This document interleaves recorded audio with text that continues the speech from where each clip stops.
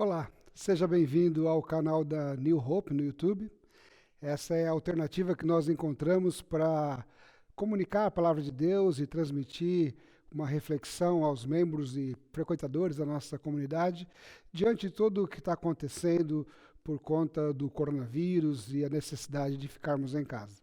Então eu espero que você agora encontre um lugar confortável na sua casa, reúna a sua família e dedique agora alguns minutos para reflexão e meditação na palavra de Deus. Falando em coronavírus, que é o que mais se ouve todos os dias, você já parou para pensar na loucura que é essa pandemia do coronavírus que atinge o mundo inteiro? Como que esse organismo minúsculo, invisível ao olho nu, é capaz de se multiplicar e se propagar de pessoa para pessoa, pelas ruas, pelos bairros, pelas cidades, pelos países e até mesmo cruzar o oceano alcançando outros continentes? Como que esses seres diminutos, que somente exprimem as atividades vitais da reprodução e da propagação no interior de uma célula hospedeira, como é que eles são capazes de deixar o nosso mundo completamente paralisado e de ponta cabeça? Por causa desse vírus, as fronteiras estão fechadas, as escolas interromperam suas aulas, as igrejas tiveram que suspender os cultos presenciais, os shows foram cancelados na cidade, os supermercados estão com as prateleiras vazias e os restaurantes estão fechando as suas portas. Tudo que nós planejamos fazer nas próximas 2 semanas, no próximo mês, está suspenso. Ninguém sabe quanto tempo isso vai durar, ninguém sabe quem vai contrair essa doença ou quando as coisas vão voltar ao normal. É impressionante o poder de um vírus tão pequeno, tão invisível, o que ele pode fazer. Toda essa situação que nós estamos vivendo nos faz refletir no quão frágil e vulnerável é o ser humano. Por mais que tomemos todas as precauções devidas, não dá para a gente ter 100% de certeza de que estaremos completamente seguros, não é verdade? Por mais que o mundo tenha se desenvolvido tecnologicamente, cientificamente ao longo dos séculos, a vida humana continua sendo frágil, limitada e finita. E esse sentimento de insegurança, ele por vezes é angustiante.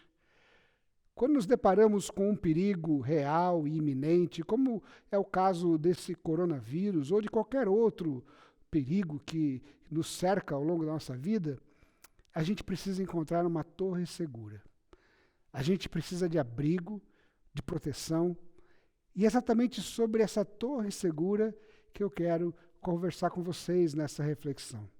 É exatamente sobre essa torre segura que o Salmo 46 fala conosco. Vejamos o Salmo 46, o que ele diz.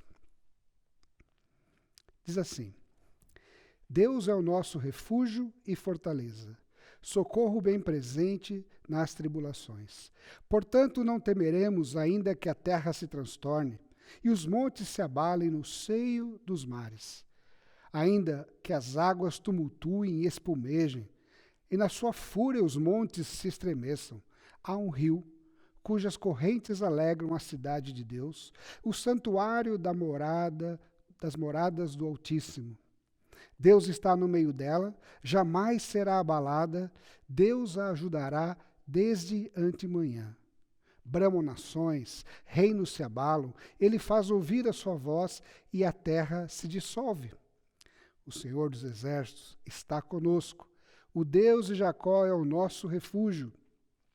Vinde, contemplai as obras do Senhor, que assolações efetuou na terra. Ele põe termo à guerra até os confins do mundo. Quebra o arco e despedaça a lança. Queima os carros no fogo. Aquietai-vos e sabei que eu sou Deus. Sou exaltado entre as nações, sou exaltado na terra. O Senhor dos Exércitos está conosco. O Deus de Jacó é o nosso refúgio.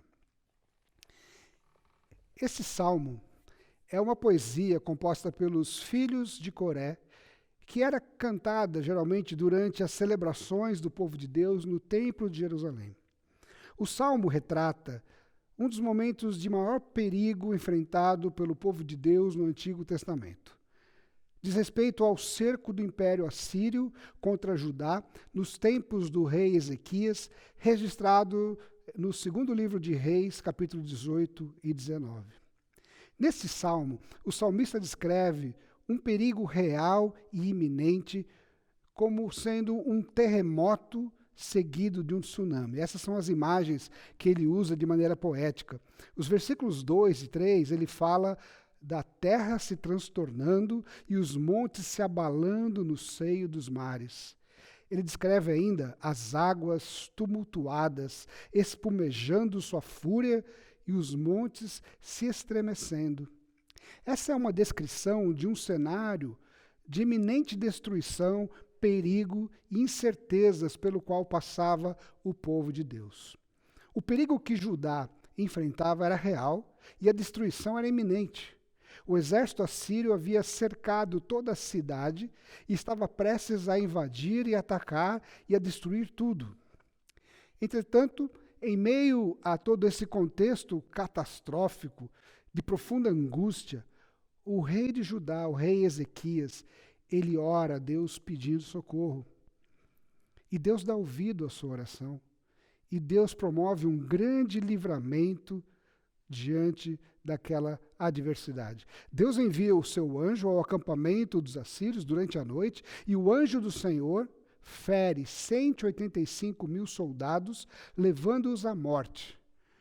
Na manhã seguinte, diante de tudo isso, o rei da Síria desiste da guerra e volta para Nínive, a sua cidade. Por causa desse grande livramento, o refrão do Salmo é uma declaração contundente de que a torre de segurança do povo é Deus. Que Deus é a torre de segurança daquele povo. Um refrão que é repetido em todas as estrofes do Salmo. Veja o versículo 1. Deus é o nosso refúgio e fortaleza, socorro bem presente nas tribulações. Essa ideia de Deus como refúgio, como fortaleza, e a ideia da presença de Deus, ela é cantada e repetida ao longo de todo o Salmo. A gente vê isso também no versículo 7, a repetição dessa ideia. O salmista diz: o Senhor dos exércitos está conosco, o Deus de Jacó é o nosso refúgio. E a gente vê também essa ideia sendo repetida na conclusão do Salmo. O Senhor dos exércitos está conosco. O Deus de Jacó é o nosso refúgio. Ou seja, em meio ao caos, o povo de Deus declara: Deus é o nosso refúgio. Deus é o socorro presente na tribulação. Por isso não temeremos. O salmista apresenta uma nova imagem retratando essa ideia da presença protetora de Deus em meio ao seu povo. Os versículos seguintes, de 4 a 6, apresentam uma cidade inabalável por conta da presença de Deus no meio dela. O salmista diz: há um rio cujas correntes alegram a cidade de Deus, o santuário das moradas do Altíssimo. Deus está no meio dela. Jamais será abalada. A presença de Deus no meio dessa cidade ou junto do seu povo é a garantia de que essa cidade, que esse lugar jamais será abalado. Bramam as nações, reinos se abalam, mas Deus faz ouvir a sua voz e a terra se dissolve. E diante dessa realidade, dessa certeza que o povo de Israel, o povo de Judá tinha da presença de Deus entre eles, mesmo nos tempos mais difíceis, nas tribulações, o Salmo nos motiva a tomarmos 3 atitudes práticas diante das crises e dos problemas. É interessante que esse Salmo apresenta 3 verbos que são conjugados, no qual o sujeito do verbo somos nós, não mais Deus. São 3 atitudes que nos ajudam a enfrentar as situações difíceis com esperança e confiança. A primeira delas está no versículo 2 e 3. A primeira sugestão do Salmo é que diante da adversidade, diante dos problemas, que nós não temamos. Portanto, não temeremos ainda que a terra se transtorne, ainda que o caos esteja ao nosso lado. Não temam. Quando temos a convicção de que Deus está ao nosso lado, somos capazes de controlar o medo e confiar naquele que é maior do que o problema. Eu sempre lembro dessa história e conto, sempre que possível, das viagens que eu fazia de carro com meus pais, quando eu era criança, de São Paulo para Peruíbe, no litoral paulista, e a gente tinha que pegar aquela estrada famosa, cheia de curvas, a Serra da Anchieta. E muitas vezes nós pegávamos aquela serra à noite, em meio a uma neblina tão espessa que a gente não podia enxergar nada na frente do carro. Mas eu era capaz, como criança, apesar de todo aquele cenário tenebroso, eu era capaz de encostar minha cabeça no banco de trás do fusquinha do meu pai e dormir sossegado. Por quê? Porque eu sabia que era meu pai que estava dirigindo e eu confiava nele. Isso me faz pensar que quanto mais a gente conhece a Deus, quanto mais a gente confia em Deus, menos sofremos com o medo, menos temeremos as crises.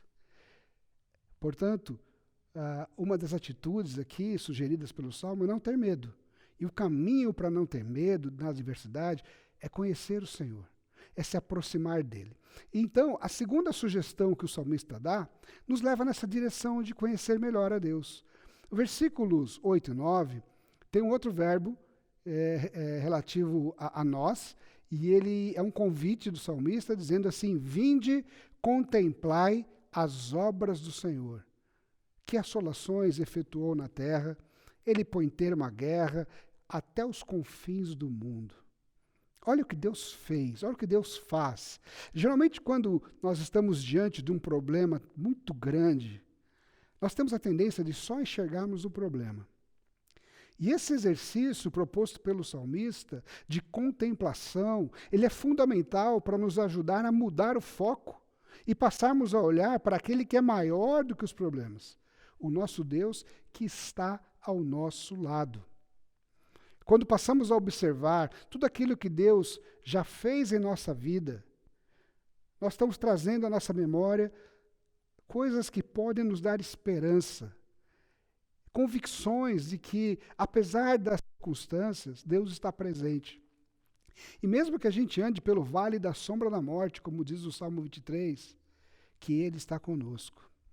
E essa convicção, que é oriunda dessa contemplação, dessa reflexão na obra de Deus, isso nos ajuda a enfrentar o problema atual com mais força e com esperança. Por fim, o salmista faz uma terceira sugestão. Versículo 10. Aquietai-vos e sabei que eu sou Deus. Sou exaltado entre as nações, sou exaltado na terra. Nesses dias em que somos obrigados a ficar em casa para nos proteger do coronavírus, esta é uma ótima recomendação. Ao aquietarmos-nos diante de Deus, estamos fazendo aquilo que nos cabe, aquilo que devemos fazer. Descansar em Deus é também um exercício. Apesar de difícil, é um exercício maravilhoso, pois temos a tendência de queremos resolver os nossos problemas com as nossas próprias forças. Mas existem momentos na vida da gente, existem momentos ao nosso redor que as nossas forças não são suficientes. Nesses momentos, devemos simplesmente nos aquietar e deixar as coisas nas mãos de Deus. Essas três recomendações nos ajudam a enfrentar as crises, os problemas, as situações difíceis, aquelas situações onde tudo parece que está escorrendo pelos nossos dedos, quando parece que o chão está se abrindo debaixo dos nossos pés. Aquietar-se, ou seja, ficar tranquilo em casa. Contemplar a obra de Deus, ou seja, refletir naquilo que Deus já fez na sua vida e que Ele continua fazendo, e não ter medo. Não deixar que o medo e o pânico tomem conta da situação. Mas existe um outro vírus nesse mundo, mais letal e poderoso do que o coronavírus. E eu queria concluir essa reflexão falando dele. É o vírus do pecado, que já contaminou toda a criação e que leva as pessoas não somente à morte física, mas também à morte eterna, espiritual. E a sabedoria bíblica nos alerta e nos diz, nos ensina que todos pecaram, sem exceção, e que o salário do pecado é a morte, e que o pecado nos separa de Deus. Mas a sabedoria bíblica também nos traz as boas novas de que Deus já tomou providências, porque Deus é um Deus conosco. Deus já está tomando providências, porque Deus jamais nos abandona. Deus já providenciou a cura para esse grande mal, e a cura é Jesus Cristo, o próprio Deus Criador que encarnou, que viveu a nossa vida e que morreu a nossa morte. Jesus tomou sobre si os nossos pecados, Jesus tomou sobre si as nossas enfermidades e lançou-as na cruz. Jesus morreu na cruz para perdoar os nossos pecados. Ele ressuscitou, ele venceu a morte para nos dar a vida eterna. Agora, quando o reconhecemos como nosso Salvador e o confessamos como nosso Senhor, como Senhor Jesus, recebemos o antídoto para o vírus do pecado. Recebemos o perdão e a vida eterna, pois somos reconciliados com Deus, o Deus Criador. Ele é a nossa torre segura. Ele é a nossa proteção. Ele é o Deus presente com o seu povo em toda e qualquer circunstância. Por causa disso, a morte já não tem mais a palavra final na vida daquele que crê em Jesus. A palavra final é do próprio Jesus, dizendo: vinde benditos de meu Pai, tomai por herança a terra, o lugar que eu tenho preparado para vocês. Nesses tempos de crise, nesses tempos de ansiedade, de medo, insegurança, a recomendação da palavra de Deus, ela é muito simples. Se aproxima dele, se aquieta, contempla a obra de Deus e não precisa ter medo. Saiba que Deus te ama e que Ele está presente na sua vida, na vida da sua casa e da sua família. Que Deus te abençoe. Vamos orar? Senhor, muito obrigado, porque a Tua palavra nos traz uma segurança de que o Senhor está presente conosco, mesmo nos momentos mais difíceis. Eu quero lhe pedir agora que, em nome de Jesus, o Senhor esteja abençoando cada pessoa que está assistindo essa mensagem, ajudando-as a perceber o quanto o Senhor se importa com elas, o quanto o Senhor as ama e o quanto o Senhor está presente na vida delas. Dá a cada um que ouve essa mensagem a capacidade de lidar com seus medos e receios. Dá a cada um a capacidade de se aquietar e contemplar, refletir naquilo que o Senhor já fez e continua fazendo. E os protege, Senhor. Que possamos passar logo por essa situação. Nós pedimos também que o Senhor abençoe os médicos, o pessoal da saúde, que tem trabalhado para ajudar os enfermos dessa doença. Pedimos que o Senhor abençoe os pesquisadores, os médicos que estão lutando para encontrar um antídoto. Pedimos por aqueles que estão refletindo agora em suas vidas no quão sensível e frágil nós somos. Que essa seja uma grande oportunidade das pessoas se aproximarem mais do Senhor. Nós pedimos isso em nome de Jesus. Amém. Deus te abençoe. Uma boa semana.